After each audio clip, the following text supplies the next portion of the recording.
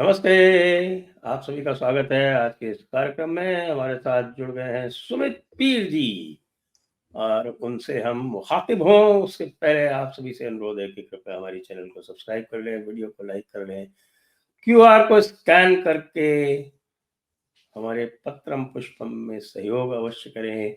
और इस समय एक नई लाइन जारी हो चुकी है हमारी मर्चेंडाइज की, और वो है ऑपरेशन सिंदूर क्लोथिंग लाइन। वो आपको डिस्क्रिप्शन में लिंक मिल जाएगा। तो सुमित पीर जी, कैसे हैं आप? क्या मैं आपको फील्ड मार्शल का दर्जा दे सकता हूँ? नहीं नहीं नहीं, मुझे नहीं चाहिए, मुझे नहीं चाहिए सर। ये दर्जा मुझे मत दीजिए। मतलब आप तो मुझे सरे से खारिज करे, निकम्मों की लाइन में निकम्मों का बादशाह बना रहे हैं आप मुझे। आजकल फील्ड मार्शल को बोला, इस डेजिग्नेशन की वाट लग गई है। तो ये वही बात है सर, मुझे मत दीजिए। वही वाली बात है, किसी को बोले अब एक बच्चा पैदा हुआ कहीं, उसको बोला इसका नाम पप्पू रख दो, कहता नहीं नहीं नहीं नहीं नहीं पप्पू नहीं, बच्चा बोला सर, कह रहा पप्पू में नाम मत रखना, पप्पू नाम मत रखना। ठीक उसी तरह से फील्ड मार्शल नहीं चलेगा सर।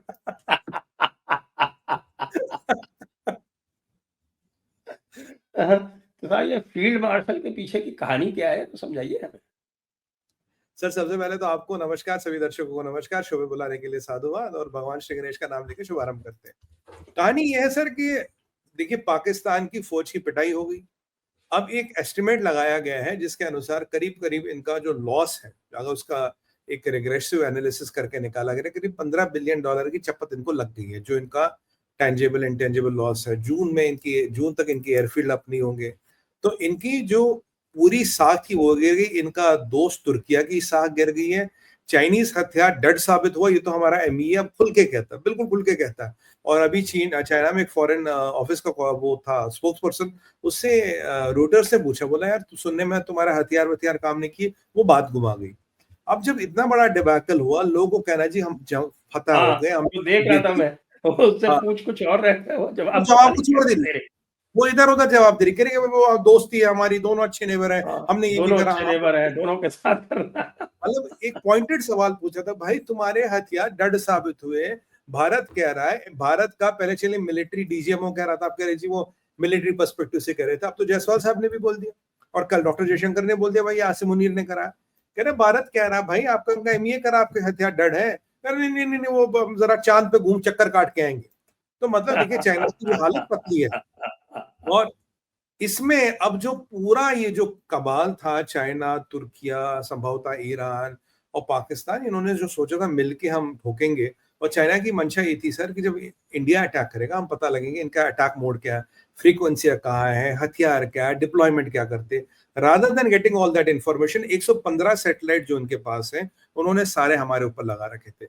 हमारी सारी इंस्टॉलेशन को ये मॉनिटर कर रहे थे, इनके सारे वैक्स इस यहाँ की तरफ देख रहे थे। उसके अलावा, उसके होते हुए इनको घंटा पता नहीं लगा क्या हुआ। इन्होंने पाकिस्तानियों को बोला था सारी फ्रीक्वेंसियां जाम कर देंगे, ब्रह्मोस वमोस कुछ भी आने तो कुछ नहीं होगा। अब कल मोदी जी ने बोल दिया, बोलता 22 मिनट में तुम्हारे सारे टेररिस्ट कैंप ध्वस्त कर दिए, 22 मिनट। और अब जब ये कहानियां बाहर आई, चाइना डर साबित हुआ, तो अब दुनिया में एक विक्ट्री बनानी थी, एक नकली एक विक्ट्री बनानी, तो क्या करे, तो एक निकम्मे को प्रमोट कर दो, बोलो भाई ये फील्ड मार्शल इंशाल्लाह हम फतेह हो गए। ये देखिए 1971 में एक पाकिस्तानी पैनलिस्ट मेरे साथ एक टीवी चैनल पे था, वो कह रहा था भाई 71 में तो ड्रॉ हुआ मैच, कुछ कोई हारे नहीं हम, मतलब बांग्लादेश पैदा हुआ, मैच ड्रॉ हुआ। तो ठीक उसी तरह से ये कह रहे जी हम तो फतेह हो गए।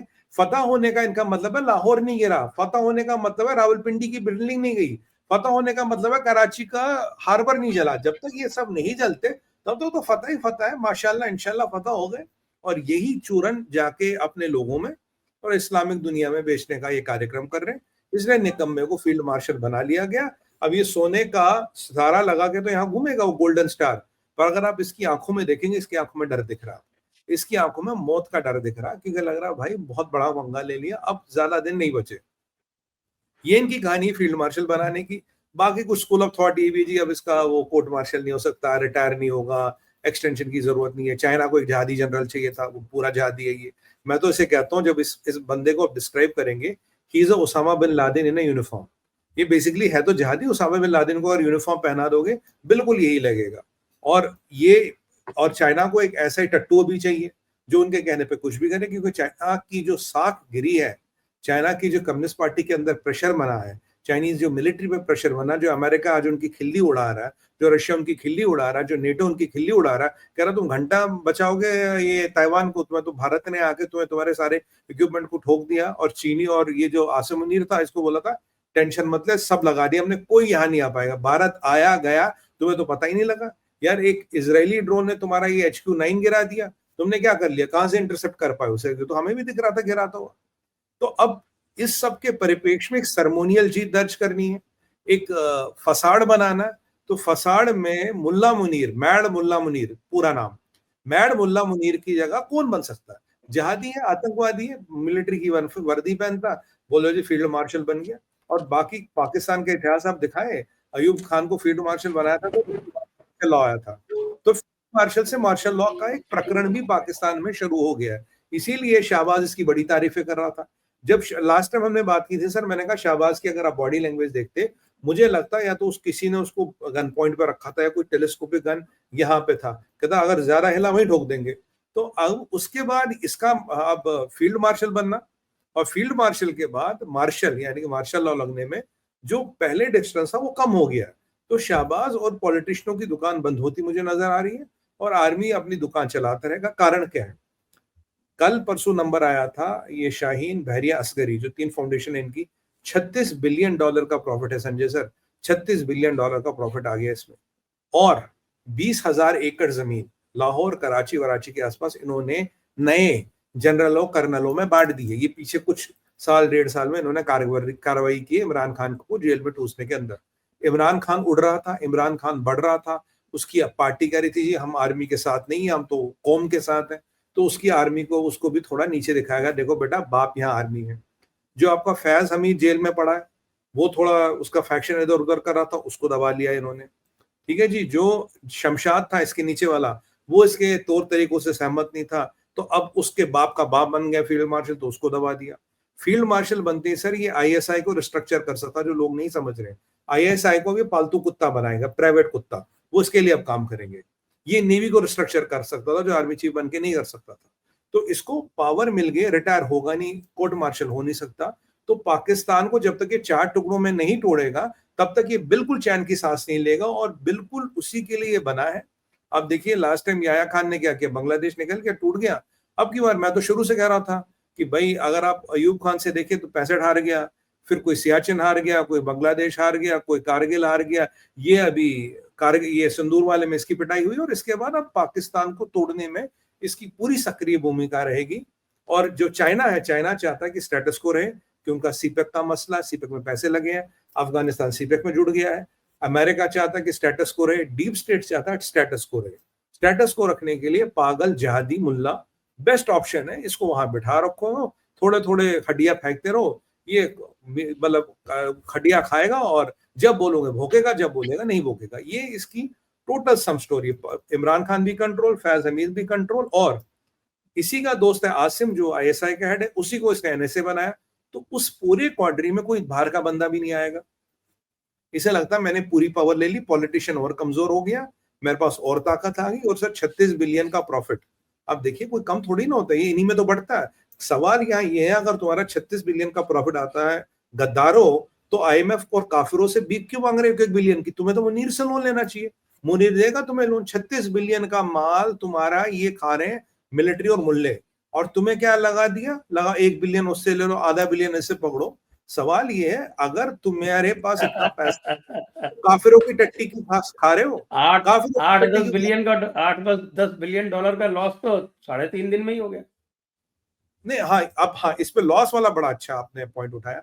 इसका जो एनालिसिस निकाला है सर, 15 बिलियन डूब चुका है, यानी कि 36 में से 15 निकाली तो इस साल इनका प्रॉफिट थोड़ा कम है, 15 बिलियन डूब चुका है। और जो इरिवर्सिबल लॉस हुआ है, आप मान लीजिए, हम एक चीज मान लेते हैं सर, कैराना हिल्स में लीक हुआ, इन्होंने कैप्चर बंद कर दिया, पर क्या वो कैराना हिल्स के अंदर जा सकते? नहीं जा सकते। कहूटा में कुछ हुआ है, जो भी हुआ हुआ, वहां भी डामाडोल है। नूर खान जो ट्रांजिट था बिटवीन द, इनका जो न्यूक्लियर वेपन्स का था, वहां भी कुछ हुआ, वहां भी इनका हिसाब किताब खराब है।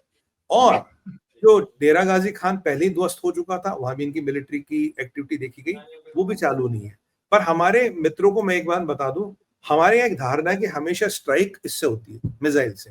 भाई अगर आपने पेरिफेरी में मिसाइलों से स्ट्राइक कर लिया, जो भी करना था आपने कर दिया, लीक वहां हो गया, आपका एक अंदर का आईएसआई का कर्नल वर्नल किसी को तो आप अपने पेरोल पे ले सकते हो, थोड़ी देर दरवाजा खोल देगा। अगर अगर आपके हैकर जाके उसको ध्वस्त कर लेते हैं तो स्ट्राइक तो वैसे भी हो जाती है। जरूरी थोड़ी कि स्ट्राइक सिर्फ बम से हो। जब डिजिटल स्ट्राइक करोगे विद रेडिएशन लीक वो ज्यादा कारगर है, क्योंकि उसको ठीक करने अंदर कोई जाएगा नहीं। जब लास्ट टाइम इसराइल ने इनका डेरा गाजी खान ध्वस्त किया था, इसराइल ने बम थोड़ी ना चलाया था, इसराइल ने इनको डिजिटली उनके सब सिस्टम्स को ध्वस्त कर दिया, बर्बाद कर दिया, बाकी काम हो गया। तो जब ये सारी पेरिफेरी में स्ट्राइक्स हो रही थी पेरिफेरी में, तो क्या किसी ने अंदर से दरवाजा खोल दिया? क्या कोई भारत के या रॉ के पेरोल पे था? अगर दरवाजा खोल दिया, इनकी फायरवॉल डाउन कर ली, कुछ कर लिया, इतने में जो हैकर्स वगैरह होते, जो एक्सपर्ट्स होते, उनको जो डिजिटली करना था कर दिया। अगर ये परिस्थिति है तो पाकिस्तान तो बहुत पीछे चला गया। अब पाकिस्तान तो मतलब दशकों पीछे चला गया। तो इसीलिए इस सब को छुपाने का बेस्ट तरीका था मुल्ला मुनीर, मैड मुल्ला मुनीर, फील्ड मार्शल या फील्ड मार्शल या फेयर मार्शल, कुछ भी कहिए, ये हमने जी इसको बना दिया और ये कहानी है। ये मेरा एनालिसिस है इसको लेके। बट ये आदमी डेंजरस है, ये आदमी पागल है, he is Osama bin Laden with uniform. और ये चाइना को, सर एक चीज मैं जितना मैं चीनियों को समझता हूँ, वहां the face of top man is most important. Xi Jinping can not lose face. ये जो अभी चाइना की बदसना हो रही है, मजाक बन रहा, रूटर वाले कोई भी, ये रॉयटर्स वाले कोई भी जाके सवाल पूछ रहे, यार तुम्हारे हथियार सुना फेल हो गए, सुनो में तुम्हारा PL-15 फेल हो गया। अब इसके बाद they will want to use this man to settle score with India. इसीलिए वहां एक फिदायीन जनरल चाहिए जो पागल हो, अगर वो खुद मरे, पाकिस्तान की ऐसी तैसी कराए, बस इंडिया के साथ पंगा ले ले, उसके लिए ये कैरेक्टर मोस्ट सूटेड है। He is the fidayeen general of Pakistan. क्योंकि इसके और हाफिज सैयद में है, उसामा बिन लादेन में ज्यादा फर्क नहीं है, मेंटालिटी दोनों की सेम है, फर्क है सिर्फ दाढ़ी मूछ का। ये यूनिफॉर्म में दाढ़ी मूछ नहीं रखता, वो दाढ़ी मूछ रखते थे। इसीलिए मैं हमेशा कहता हूँ बिना दाढ़ी मूछ वाला मुल्ला ज्यादा खतरनाक होता है देन दाढ़ी मूछ वाले मुल्ले से। बिना दाढ़ी मूछ वाला मुल्ला, फर्क इतना ही है। चाइना के हाथों में इतनी डेंजरस कठपुतली अभी हो नहीं सकती। और पाकिस्तान में आप देखिए तो पिछले कुछ दिनों में प्राइवेट छोटे छोटे जहाज खूब कंट्री से निकल रहे हैं। तो ये जो इलीट है पाकिस्तान का, ये अपना पैसा और अपना डॉलर, दो ही चीजें हैंडी रखते हैं, ये ले लेके कंट्री से निकल रहे। अब जो गरीब है वो मरेगा, उसको ना खाना मिलना ना पानी मिलना। और कल मोदी जी ने बोल ही दिया, बोला कि एक बूंद पानी नहीं दूंगा, मेरे खून में है सिंदूर। और जब सिंदूर बारूद बन के गिरता है तो तुम्हारे साथ यही हाल होता है। 22 मिनट में तुम्हारा पूरा टेरर इंफ्रास्ट्रक्चर ध्वस्त किया तुमने, जिसको सालों में बनाया था। तो जो मोदी जी का आक्रामक रूप देखा, कल उसने बोला कि ऑपरेशन सिंदूर भारत का रुद्र रूप है। और मैं आपको लास्ट टाइम कह रहा था, मैंने कहा जो मैंने मोदी जी का ये रूप देखा, उस दिन 8 बजे संभाषण किया था, ये मोदी का रुद्र रूप है। तो उन्होंने अपना तो नहीं, सिंदूर को रुद्र रूप का, तो रुद्र रूप जो मोदी का है या सिंदूर का है, तो इससे पाकिस्तान तो बहुत घबराया हुआ, बहुत फटी पड़ी है इनकी, if I may use that word. तो अब ये बेचारे क्या करेंगे? इसी को मुल्ले को सामने कर दिया, मर गया मर गया, मिशन में काम आ गया, नहीं तो मिशन के काम आ जाएगा। ऐसा पागल आदमी ही अभी चाहिए, क्योंकि लाइट हैंडेड लाइवल हेडेड बंदा तो हाथ पैर जोड़ लेगा, कहेगा साहब माफी कर लो। और जो इस्लामिक कंट्री है वही चाहती है माफ ना करे, क्योंकि इस्लाम की क्या इज्जत रह जाएगी? काफी आर्मी के सामने तुमने हथियार डाल दिए, एक बार डाल चुके हो, 93,000 लोगों ने पतलून उतार के सरेंडर किया था, और फिर करोगे? मतलब 50-60 साल बाद तुम्हारी औकात है फिर उन्हीं काफिरों के सामने पतलून उतार के सरेंडर करोगे? सर ये मर जाएंगे, करेंगे नहीं। तो अच्छा इनके लिए है मर ही जाए। अब सरेंडर वरेंडर की हमें कोई जरूरत नहीं, 3-4-5 भागों में पाकिस्तान टूट जाए। बलोच आपसे कह रहे हैं मैं एम्बेसी खोलने दो, कल TTP वाले कह रहे हैं, ये पश्तीन तहफुज मूवमेंट वाले कह रहे हैं भारत को हमें एम्बेसी खोलने दो। सर हमें रिकॉग्नाइज कराओ, सिंधु देश में भी जो हो रहा है वो हो ही रहा है। तो हमें तो बलोचों को की माननी चाहिए, पश्तीन तहफुज मूवमेंट की बात माननी चाहिए। और यहाँ दिल्ली में गवर्नमेंट इन एग्जाइल दी है, एम्बेसी दीजिए, खोलने दीजिए। और कल से जब भारत ने तुर्किया और चीन को भी धमकी दी है दबे लफ्जों में, जो तुमने पाकिस्तान को हथियार दिया, हमें पता है तुम्हारे हथियार फेल हो गए, हमें पता, बट इन हरकतों से बाज आओ और पाकिस्तान को समझो। अगर अगली बार एक्शन हुआ और तुम वहां हुए तो you will be the collateral damage. ये भी कल लगभग हमने बिल्कुल साफ शब्दों में क्लियर कर दिया। अब तो हम पूरी दुनिया को मैसेज दे रहे हैं सर, मैसेज पाकिस्तान ही तक का है, मैसेज तो पूरी दुनिया को जा रहा, जो पाकिस्तान के साथ होगा उसका भी वही हाल होगा। तो ये बड़ी अच्छी बात हुई जो हमने कल देखी है, जो हमने सुनी है। जी संजय सर। और अभी तो आवाज लगने लगी है साहब कि सिंधु देश बांग्लादेश की तरह हमको अब चाहिए सिंधु देश। हाँ, और ये वहाँ ये आपके सिंध के होम मिनिस्टर का तो घर भी जला दिया गया। ये एक हाँ, नया फ्रंट खोल दिया गया है, तो अब फील्ड मार्शल क्या करेगा? देखिए सिंधु देश में इसीलिए हमें चाहिए क्योंकि सिंध में सबसे ज्यादा हिंदुओं की पॉपुलेशन है।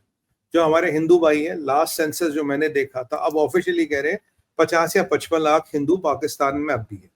अब अगर सिंधु देश हमें चाहिए तो बेसिकली सिंधु देश में तो एक हमारा हिंदू भाई है, उनका संरक्षण करना पड़ेगा। वहां के मिनिस्टर के घर जलाने का मतलब है कि जो उनको लगता था सिंध सेफ है, सिंध सेफ नहीं है, सिंध में कोई एक्टिविटी नहीं है, सिंध पे हमारा कंट्रोल है, वो भी ध्वस्त कर दिया गया। तीसरी बात, जो अब हमें सिंधु, क्योंकि अगर आप बात करेंगे सिंध में तो वही तो कराची भी है ना, अल्टीमेटली जो जगलर वेन पाकिस्तान की, वो तो वही है। तो सिंधु देश में वो कराची भी हमें मिल ही जाएगा। जगलर वेन तो कश्मीर है, आप कह रहे कराची है? नहीं नहीं, कराची है सर, इनकी कराची काट दो। ये तो वो तो प्रोपेगेंडा के लिए कह रहा है, कश्मीर है, कराची है, कराची काट दो इनकी। 3 दिन में भीख मांगते हुए नजर आएंगे सड़कों पे, क्योंकि कराची एक हार्बर है, वो काट दो, उसके बाद इनके पास बचा क्या? तो जो हमारी नेवी ने कराची का घेराव कर रखा था, तभी तो इनकी फटी पड़ी थी भाई, भारत की नेवी ने क्या कर रखा, हाय अल्लाह घेराव कर दिया हमारा, अब भी चल रहा है बाकी। तो ये तो अल्लाह को बुलाए, मोल्ला मजे को की बात बुलाए, बताऊं आपको, एक मजे की बात बताऊं। जी ये बड़ी-बड़ी बातें करते हैं कि हाँ साहब, हम भी जो है वो ब्लॉकेड कर देंगे। भारत के पास भारत के पास कुल मिला के 15 बड़े बंदरगाह हैं, बड़े वाले पोर्ट्स हैं, बड़े वाले, जिसमें से 3 बड़े वाले तो आपके प्राइवेट सेक्टर के हैं।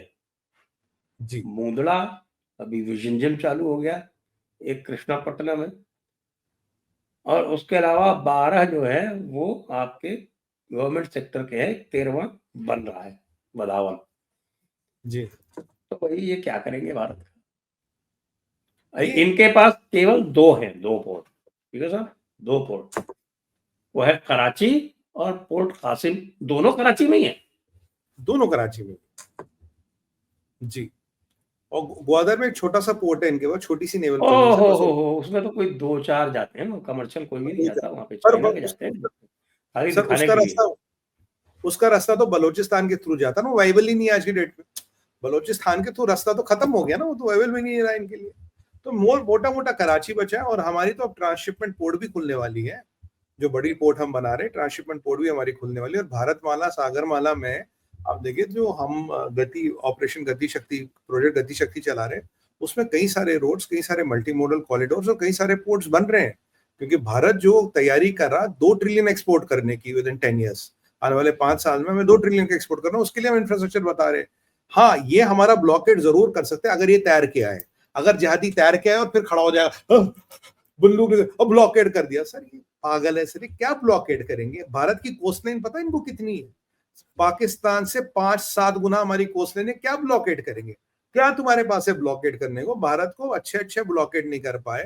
भारत के पास 2 एयरक्राफ्ट कैरियर है, तीसरा मर रहा, तुम भारत को ब्लॉकेड करोगे क्या? वो कसा वाली बोट में आके, मछली पकड़ने वाली बोटों में आके ब्लॉकेड करोगे?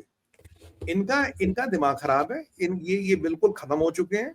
और अबे इनको अपनी जनता को कुछ ना कुछ चूरन बेचना होता है, वो चूरन ये कभी फील्ड मार्शल के रूप में, कभी किसी के रूप में देते हैं।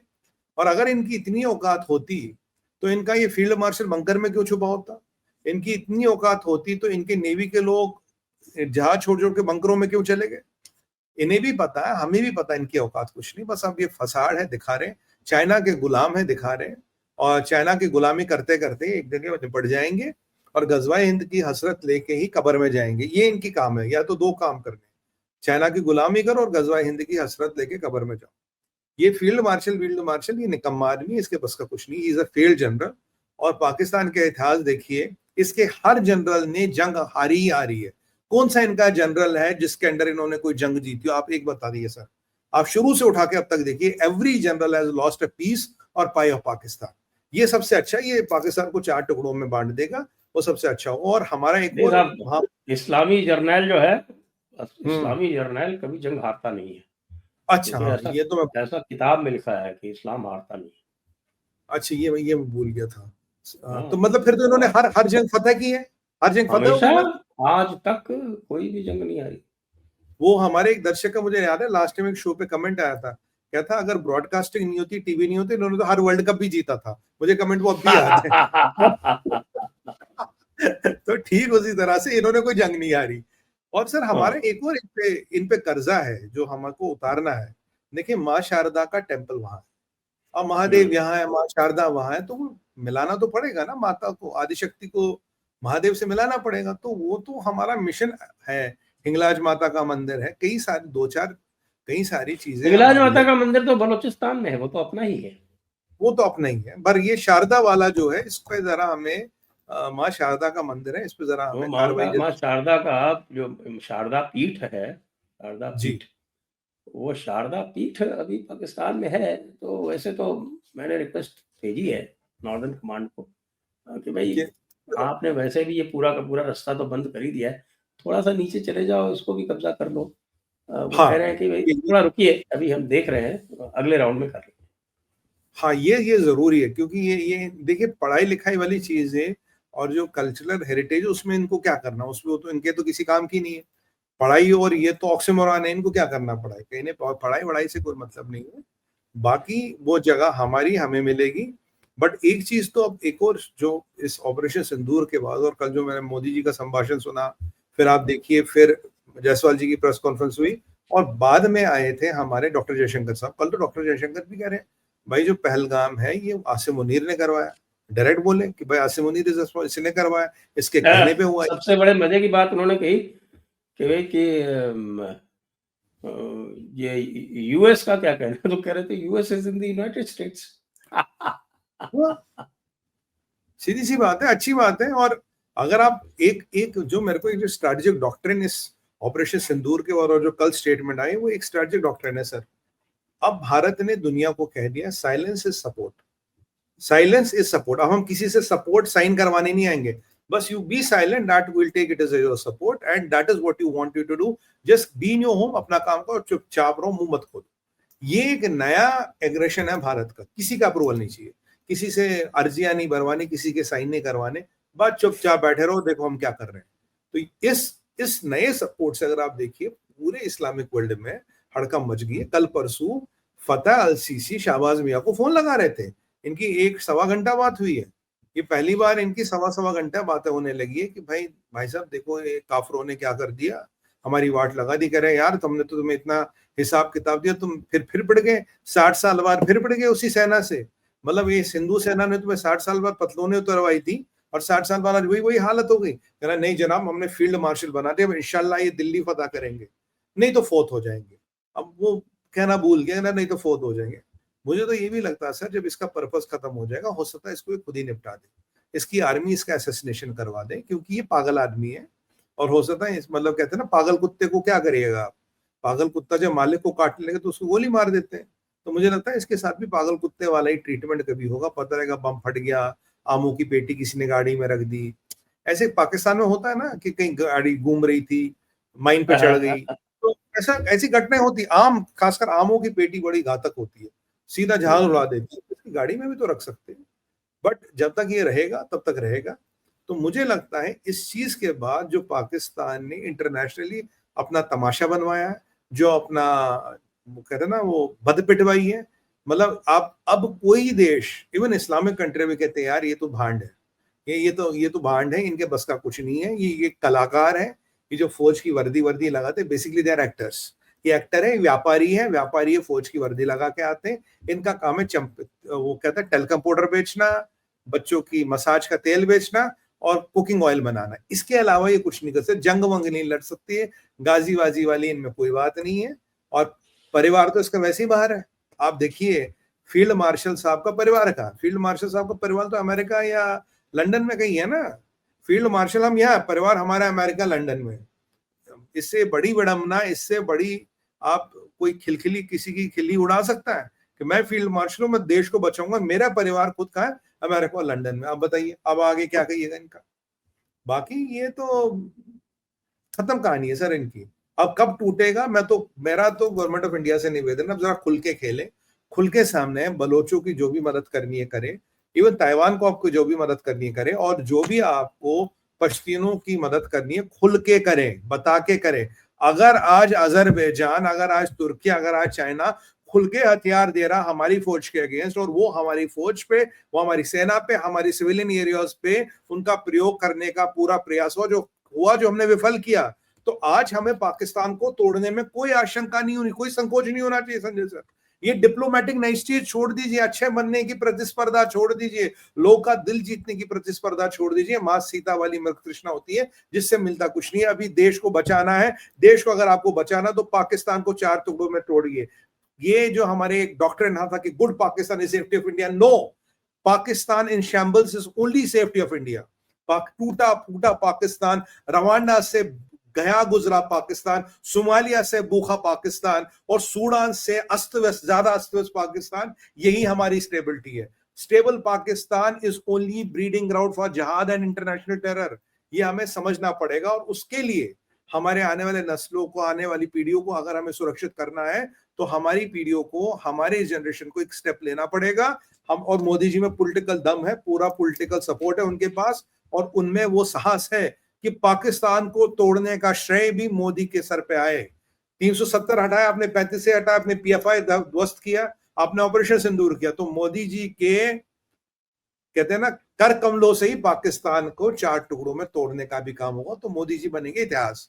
मोदी जी का एक दिन पुतला सरदार पटेल के पुतले से बड़ा लगेगा और भारत के 4 कोनों में लगेगा। इन्होंने पाकिस्तान को तोड़ा, और इन्होंने भारत को इस पेरिनियल कैंसर जो है, ये जो कैंसर था हमारे बाजू में, उससे भारत को राहत दिलवाई। फिर अपना पश्चिम अपना काम करे, बलोच अपना काम करे, जिसको अपना काम करना है करे।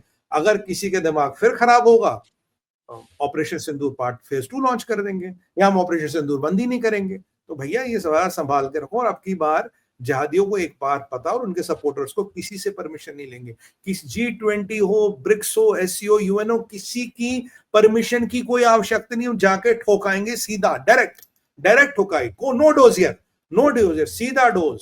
संजय सर, डोजियर खत्म, सीधा डोजियर वाला काम खत्म। ये तो मोदी जी ने बड़ा भाई साहब, ये तो बताओ कि वो जी अभी जो है, वो पाकिस्तान वालों ने 2 बातें कही हैं, कि जी, 2 बातें कही हैं, उसको सुन के तो मैं बहुत डर गया हूँ। अच्छा।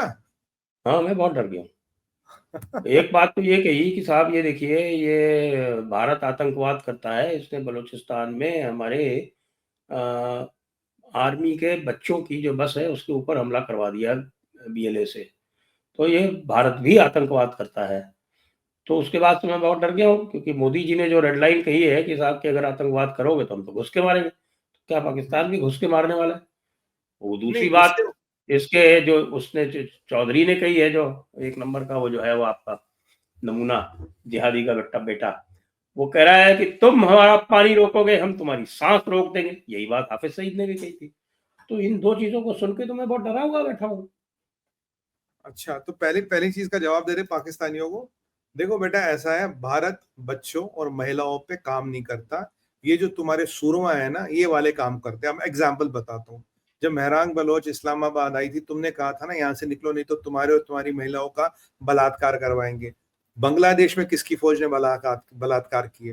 बांग्लादेश में कितने निहत्तों लोगों को किसने मारा? वो तुमने मारा। बलूचिस्तान में ऑफिशियल कंप्लेंटें दर्ज है 7,000 मिसिंग लोगों की, ये ऑफिशियल है। अनऑफिशियली उससे 10 गुना 100 गुना। ये किसने किया?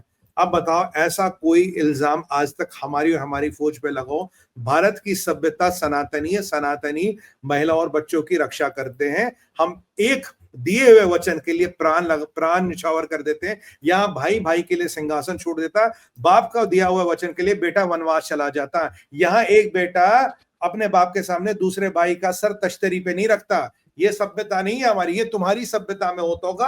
औरतें और बच्चे मारने का काम तुम करते हो क्योंकि तुम उनके पीछे छुपते हो। और तुम्हें लेटेस्ट प्रूफ दूं, पाकिस्तानी हो, तुम्हारे अभी जितनी बंदूकें लगी थी, चाहे SH-15 कहाँ लगाई थी? रेजिडेंशियल एरिया में लगाई थी, क्योंकि भारत का गोला आएगा वो, अल्लाह मुसलमान मार दिए, बच्चे मार दिए, औरतें मार दिए। और हाँ, तुमने अगर हमारे सिविलियंस पे ये अटैक किया था, वो तुमने पुंछ में किया।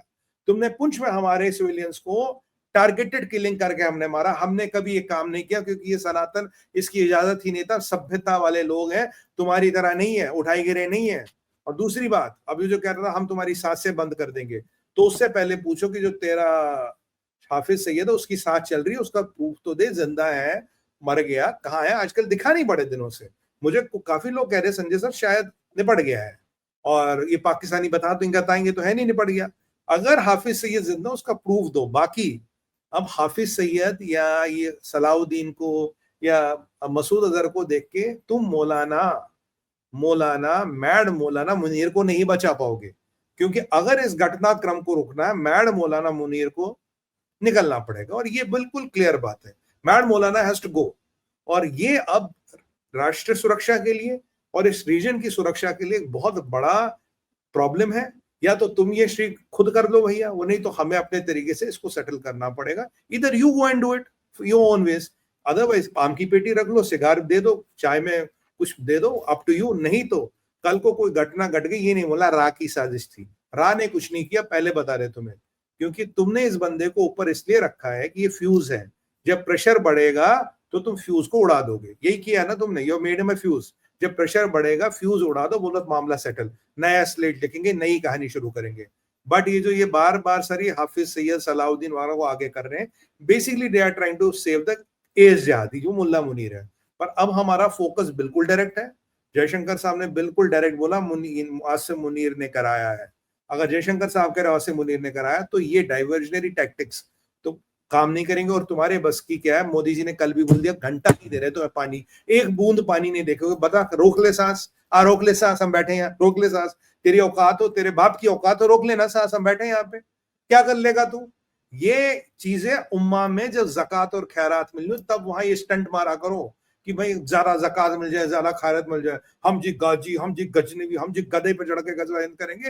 ये तुम्हारा चूरन इस्लामिक वर्ल्ड में बिकता है, जहां जक़ात और खैरात मिलती है। हम एड वाले लोग हैं, ट्रेड वाले नहीं है। आज जहां भारत खड़ा होता है वहां लोग आते हैं, भाई साहब आपके साथ एफटीए करना, बताओ क्या करना, भारत भाई साहब आपके साथ ट्रेड करना, बताओ क्या करना। वो भारत की औकात है। अब तुम तो जक़ात वाले हो, पहले देख के अम्मा को अगली जक़ात कहां से मिलेगी चौधरी, फिर हमें धमकी देना। और पानी तुम्हारा रोक दिया, तुमने तो कहा था पानी रोकना एक्ट ऑफ वॉर है, न्यूक्लियर चलाएंगे, बम उड़ाएंगे, रॉकेट चलाएंगे, चलाओ ना। क्या मुहूर्त देख रहे हो क्या, पंचांग देख के मुहूर्त भेजू क्या मैं, बताओ। ये अलतकिया करना छोड़ दो और बकवास करना छोड़ दो। बोलो हमारी कोई औकात नहीं है, बोलो हम जी कन्वर्टेड हिंदू हैं, बोलो जी हमें हमारे घर वापसी करने दो, शरण में ले लो। यही तुम्हारा एकमात्र मुक्ति का कारण है, अन्यथा पिशाच योनि में भटक के हजारों पता नहीं स्वामी शरणम अयप्पा कह के किसने इनको पीटा। हाँ सॉरी सर, स्वामी शरणम अयप्पा जी किसकी वॉर क्राई है? किसकी है? ब्रह्मोस रेजिमेंट की।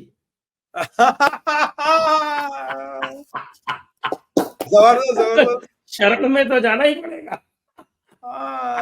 और इनका बाप जो है ना, असली बाप सर चाइना, उसकी फटी पड़ी है ब्रह्मोस से। चाइना ने आज से साल 1.5 साल पहले अपने काफी थिंक टैंक्स को एक रिसर्च करने को दी, कह रहा कहीं से भी एक बात पता लगा भारत के पास ब्रह्मोस कितने हैं। कह रहा अगर ब्रह्मोस इतने हैं, मान लीजिए जो भी, मैं नंबर नहीं बोलूंगा, इतने हैं तो हम पंगा ले सकते हैं। अगर इतने हैं भूल जाओ, तो उनको रिपोर्ट मिला इतने हैं, जो भी वो नंबर था बोला इतने हैं, तो चाइना तब से सोच रहा है भैया इनसे पंगा मत लो। अभी इन्होंने क्या किया, ये ब्रह्मोस की मारक क्षमता को टेस्ट करने के लिए जिहादियों को आगे कर दिया। बोला ले लो बेटा पंगे लो, पंगे लो, अब ब्रह्मोस आएगा हम बचाएंगे ना, फ्रीक्वेंसी जाम कर देंगे। उन्हें पता था घंटा नहीं बचेगा, मरेंगे तो ये साले मरेंगे। वैसे खबर ये सर, जो 2 चाइनीज टेक्नीशियन और 2 या 4 ये तुर्की के लोग भी मरे हैं। बाय द वे चाइना ने जब ये सारा कांड हुआ, चाइना ने अपने कुछ नागरिकों को संजय सर इंस्ट्रक्शन दी। 1 लाख चीनी बैठा था पाकिस्तान में, 1 लाख। उसको उन्होंने पूछा साहब हम पाकिस्तान छोड़ दे, बोला कोई टेंशन नहीं मत छोड़ो। फिर जब ठुकाई पिटाई हुई जबरदस्त 10 तारीख को, उन्होंने कुछ खास लोगों को इंस्ट्रक्शन दी, बोला फटाफट उठो, केपी के होते हुए अफगानिस्तान निकलो, अफगानिस्तान से ईरान या वहां से निकलो। अब मैं बार बार टीवी से यूट्यूब के माध्यम से एक सवाल पूछ रहा हूँ, ये ऐसे कौन लोग थे, मतलब जिनको आपने केपी के जहां चीनियों को ढूंढ रहे हैं, अफगानिस्तान हाईएस्ट भी अनसेफ फॉर चीनीज, फिर ईरान के रास्ते आपने निकाला, ये कौन लोग थे, इनका पीएलए से क्या लेना देना था, इनका सीसीपी से क्या लेना देना था। कहूटा में पीएलए के लोग दिखे गए, गलत है क्या? कहूटा में पीएलए, और जो जब ये चल रहा था J10 का जो भी सिस्टम है इनका, वो चाइनीज मैन कर रहे थे, 2 चाइनीज टेक्नीशियन मरे, गलत है क्या? और जो चाइनीज जनरल इनके साथ बैठे थे, अब मतलब जनरल लेवल के नहीं, कर्नल ब्रिगेडियर लेवल के आदमी जो ये कमांड एंड कंट्रोल समझा रहे, वो गलत है क्या?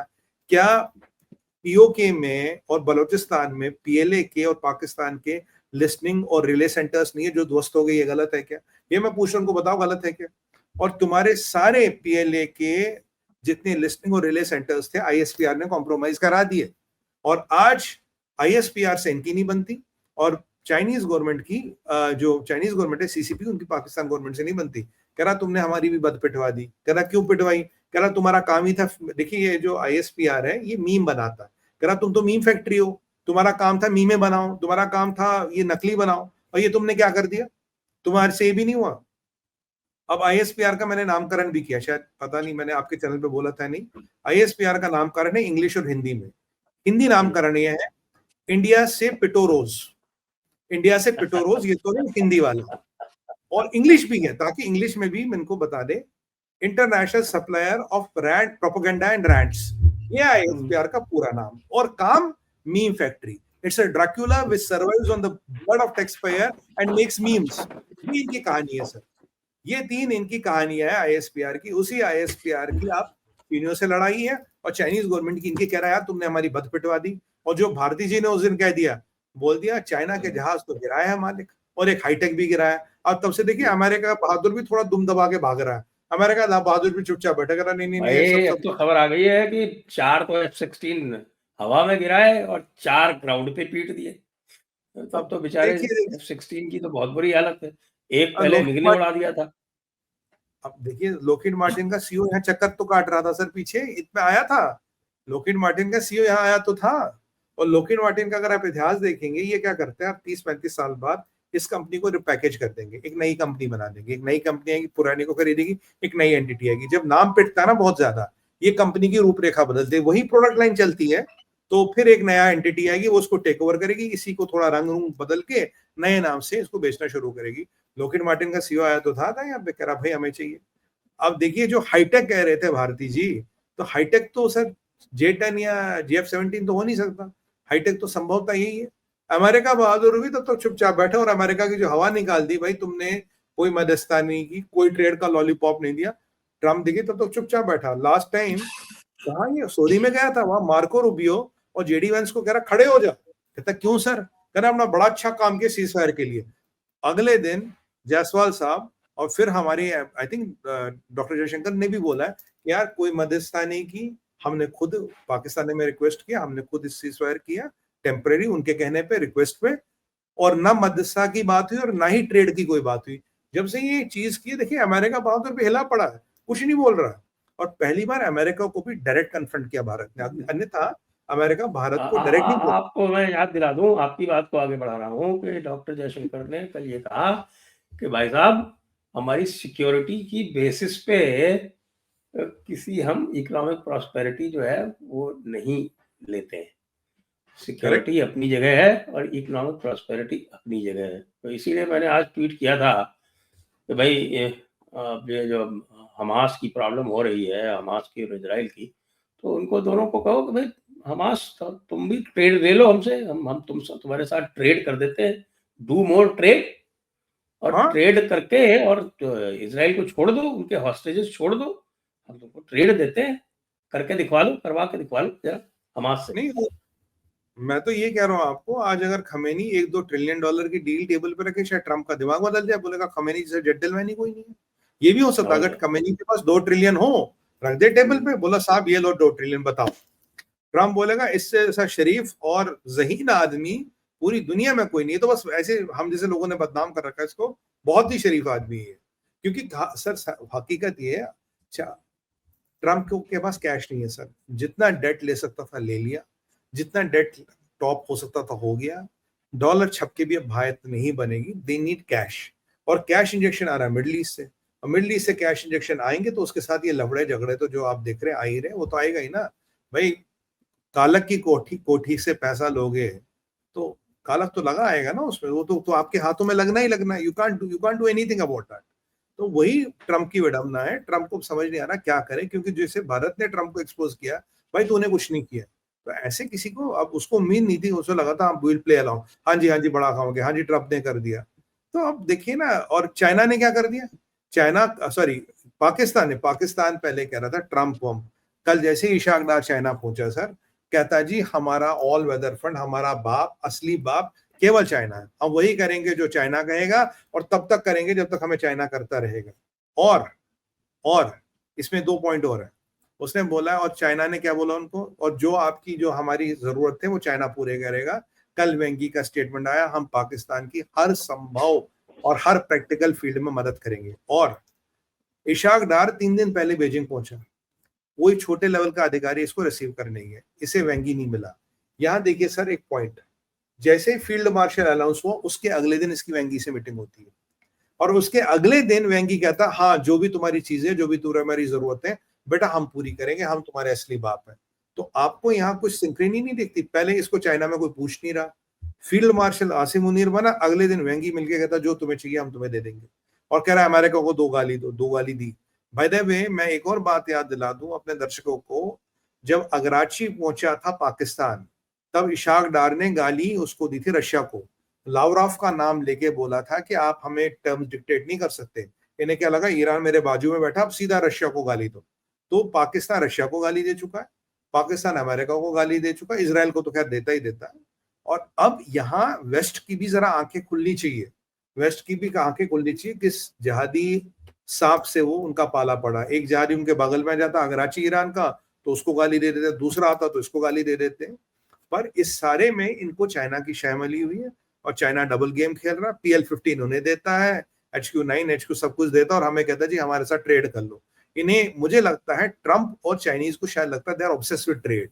उन्हें लगता है ट्रेड के नाम पे हर चीज को खरीद सकते हैं, हर चीज बाजार में बिकती है। भाई बात सुनो, ये अमेरिका हो या चाइना हो, ना ये हीरा मंडी है ना ये पन्ना मंडी है। ये जो तुम्हारा स्टाइल है ना, ये हीरा मंडी और पन्ना मंडी में बिकता है, सनातनियों के पास नहीं बिकता। ये आपको याद रखना चाहिए। मैंने कहा ना, हम बाप का वचन रखने के लिए प्रभु श्री राम 14 साल जंगल चले गए थे। भाई भरत गद्दी पे नहीं बैठा था। यहाँ भाई का सर तश्तरी पे पेश करने वाले रिवाज नहीं है। जहां वो है वहां जाके बेचो, वहां बिकेगा। हीरा मंडी हो पन्ना मंडी हो, वहां होगा। यहाँ ये बात होने चलने वाली नहीं है। ये अमेरिकनों को भी बिल्कुल क्लियरली समझना चाहिए, और चीनियों को भी बिल्कुल समझना क्लियरली। ये ट्रेड का लॉलीपॉप दिखा के अगर तुम सोचते तुम हमारा आत्मा को खरीद लोगे, we don't sell our soul. That is a very very clear message to them. और सर आपके पास पैसे हो, $7 बिलियन रखा, $700 बिलियन रखा आपके पास, सर दुनिया की हर मंडी में हथियार मिलता है सर, और हथियारों में 19-20 का फर्क हमें होता है। वैसे ही अमेरिकन हथियार कौन सा चाहिए, इनका कोई भरोसा हमें क्या चाहिए? यूरोप तो खड़ा आपके पास, ले लो। इजराइल खड़ा आपके पास, ले लो। ये आपके ये हम वैसे ही अब हम अपना मैक्सिमम हथियार पूरा का पूरा एयर डिफेंस का 80% तो हमारे यहाँ बना हुआ था, बना हुआ है। बिल्कुल सही बात है, और हमने दिखाया ना। और दूसरी बात और बताऊं आपको, ये J-35 क्या चीज है तो समझा दीजिए मुझे। हाँ, J-35 सर इन्होंने नया फाइटर बनाया था, फिर उसका बनाया J-35E। पर उसकी विडंबना ये, इन्होंने कहा जी ये F-35 का टक्कर है। जो E है उसका advance version, E is export version. J-35 China में बिकेगा, J-35E एक्सपोर्ट होगा। कह रहा जी ये F-35 का बाप है, ये कर लेगा वो कर लेगा।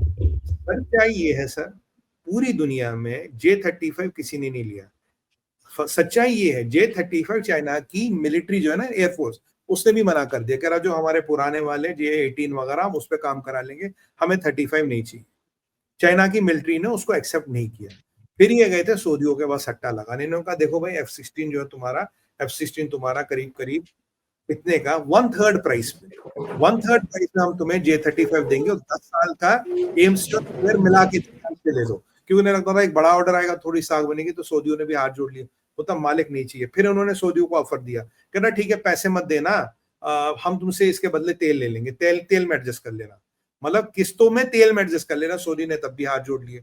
सऊदी कह रहा भाई मैं तो ये वो जो क्या है ये F-50 जो लेटेस्ट फाइटर है, कौन सा वो F-45 कौन सा F-47 व्हाटएवर, जो लेटेस्ट फाइटर है जो अमेरिका ने भी अनाउंस किया ट्रंप ने, मैं तो उसमें इंटरेस्टेड हूँ, मैं Su-57 में इंटरेस्टेड हूँ। फिर ये गए दूसरी जगह, इन्होंने सट्टा लगाया, ये गए थे अर्दोगन के पास, अर्दोगन जहादी अर्दोगन। उससे कहा भाई तुम F-35 ले लो, किस्तों में ले लो, 10 साल में पैसे दे देना, AMC दे देंगे, वो दे देंगे। अर्दोगन ने भी लात मारी। अर्दोगन कहाँ गया? अर्दोगन गया साउथ कोरिया के पास। साउथ कोरिया का फाइटर वो कह रहा तुम्हारे फाइटर से अच्छा, जबकि वो कॉन्सेप्चुअल स्टेजेस में, तब भी कह रहा तुम्हारे फाइटर से अच्छा है। इन्होंने वहां J-35 खड़ा भी किया, इन्होंने J-35 उनको भी दिया, ले रख लो, आप देख लो, ट्रायल करके देख लो, ये देख लो। उन्होंने मना कर दिया। अब हालत ये है, J-35 की डेड इन्वेंट्री है, कोई लेने को तैयार नहीं है। अब इन्होंने पाकिस्तानियों को बोल दिया बेटा तुम्हें ले लो, 50% डिस्काउंट दे रहे। वैसे तो तुम्हारा बाप लाइन लगा के बैठा ना खरीदने के लिए, माइनस पाकिस्तान, तुम्हारा हथियार खरीदता कौन है? मैं आपको लास्ट ईयर का डाटा बताता हूँ, 81% चाइना का हथियार जो एक्सपोर्ट होता है पाकिस्तान होता है, 19 से 20% बांग्लादेश होता है, 2 कंट्री है।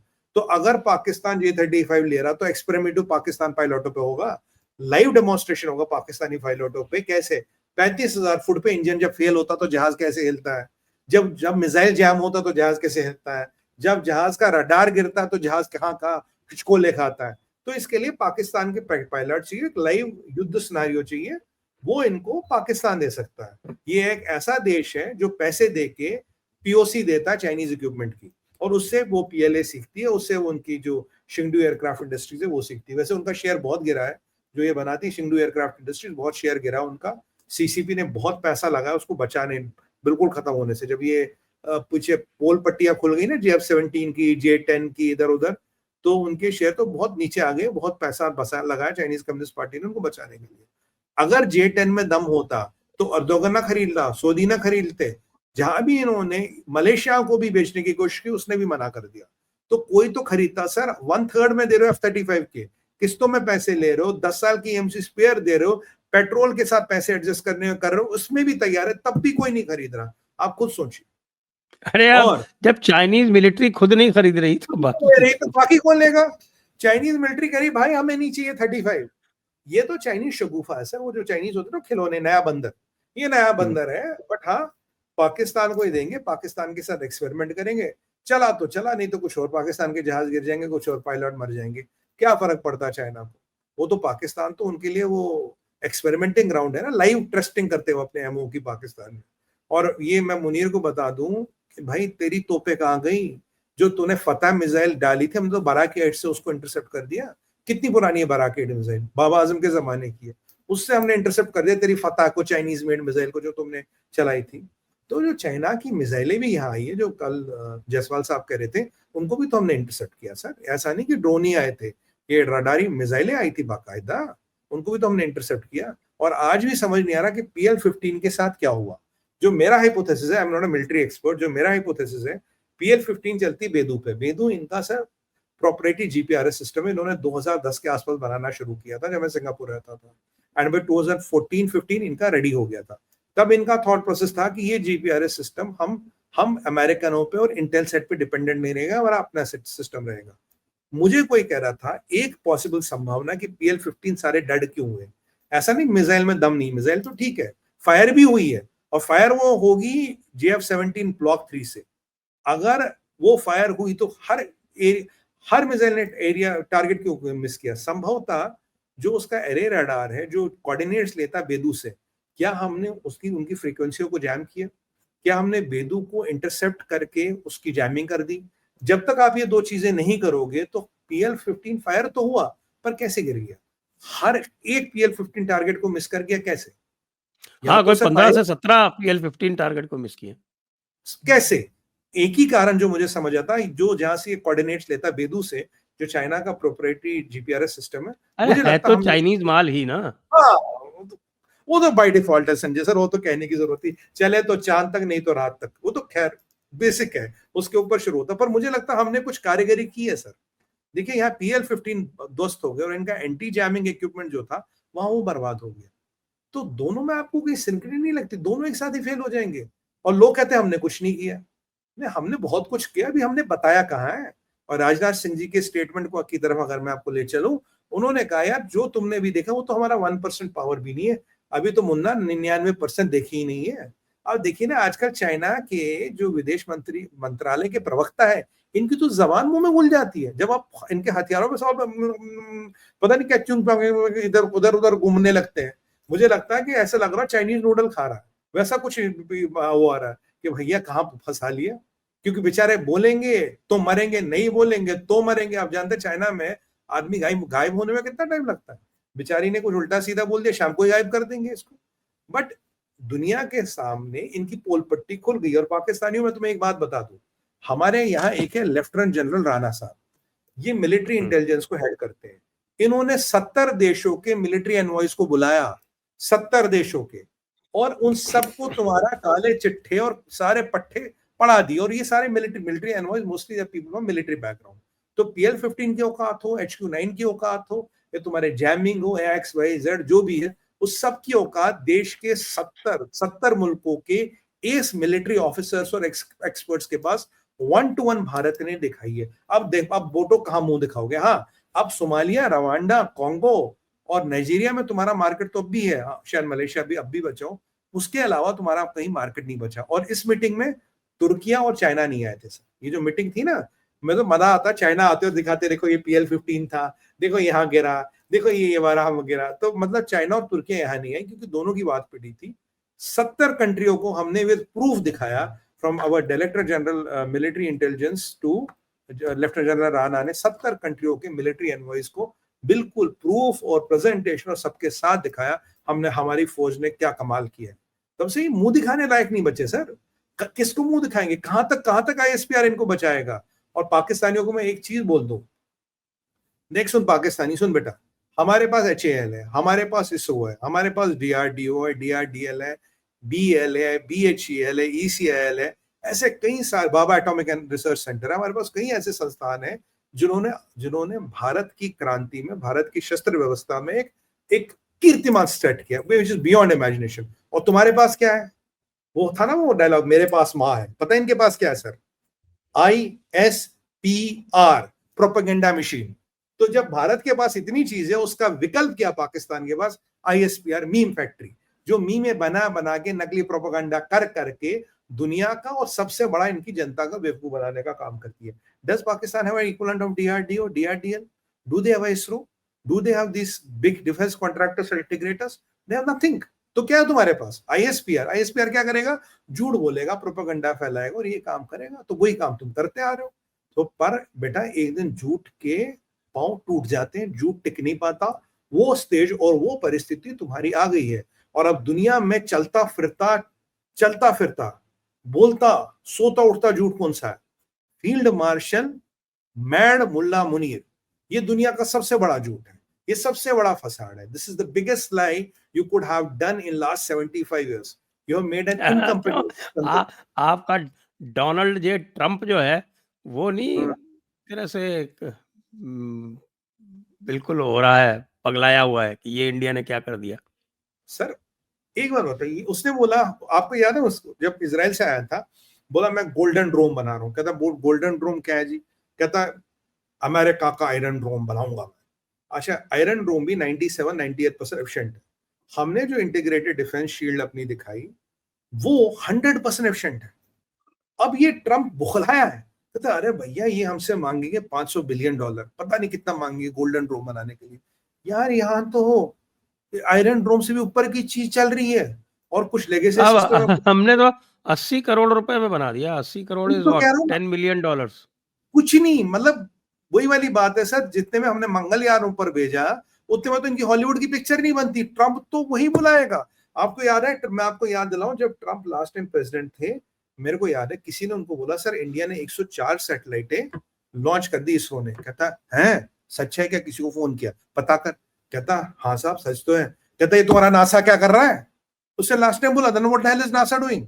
अब उसको ट्रंप यहां बौखलाया हुआ है यार, ये पुरानी चीजें और जो भी उन्होंने कर दिया, they have achieved 100% efficiency against Chinese claimed Mach 5 की स्पीड पे चलने वाले मिसाइल भी उसको भेद नहीं कर पाए।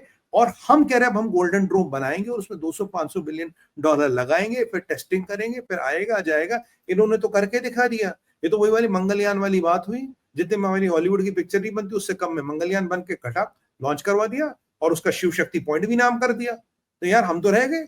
अब सर पैसे की कीमत होती है ना। अगर वही वाली बात है कि मुझे जयपुर आना है और मैं बोलूं संजय सर आप ना मेरे लिए एक चार्टर्ड फ्लाइट जहाज भिजवा दो, तो बोले तो वही बात है, तो बोले जयपुर आना यार गाड़ी से आ जा, टैक्सी में बैठ के आ जा, तो चार्टर्ड जहाज भी रोके तेरे लिए। वही वाली बात है, अगर इनको वो एफिशिएंसी अचीव करनी, कितने पैसे में, कितने कॉस्ट में, बनेगी कब, टेस्टिंग कब होगी? हमने तो लाइव टेस्टिंग करके दिखा दी ना अमेरिका को। एक और कीड़ा वो कुछ नहीं है, वो लाइव टिम टेस्टिंग। कुक को धमका रहा है कि एप्पल जो है नहीं बनाया तो मैं 25% टैरिफ लगा दूंगा। ये लेटेस्ट बोला है उसने। तो वो टिम तो कुक बोलते जो थे है उसने सुना, मैसेज भेज दिया कि बेटा एप्पल तो किसी भी कीमत पे अमेरिकन खरीदेंगे, गधे हैं वो। हाँ। अब ये देखिए फॉक्सट्रॉन को, जो फॉक्सकॉन था जो चाइनीज मैन्युफैक्चरर उसे चाइना ने पहले चाइना से जाने में रोका, फिर अमेरिका उन्होंने धमकी दी, वो लाया ना, अभी कल उसने करीब 2-2.5 बिलियन की इन्वेस्टमेंट और इंडिया में अनाउंस कर दी।